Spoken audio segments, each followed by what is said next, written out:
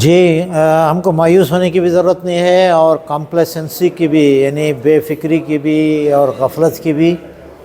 شکار ہم کو نہیں ہونا چاہیے۔ ہمارا ملک بہت مضبوط روایات رکھتا ہے کمیونل ہارمونی کے۔ دوسری طرف ہمارا کانسٹیٹیوشن بہت سے ایسے ویلیوز کا، رائٹس کا، حقوق کا ذکر کرتا ہے، اور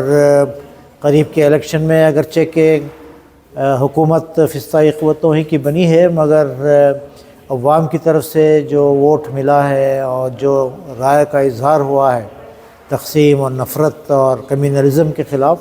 یہ ہماری اصل ضمیر کو، یہاں کی آواز کو، یہاں کے عوام کے سوچ کو ظاہر کرتا ہے۔ چنانچہ ہم کو مایوس نہیں ہونا ہے، مگر حالات کا نوٹس لینا ہے، اور اس سلسلے میں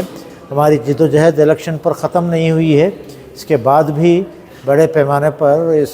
سیکولر اور کانسٹیٹیوشنل اور ہیومینیٹیرین نیریٹو کو اور صحیح آئیڈیا آف انڈیا کو پروموٹ کرنے کے لیے مستقل جد و جہد کرنے کی، لگاتار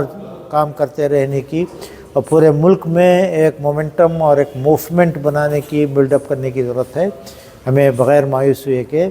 اس کام کو جاری رکھنا چاہیے، اور زیادہ سے زیادہ لوگوں کو، تنظیموں کو اور NGOs کو اس معاملے میں شریک کرنا چاہیے۔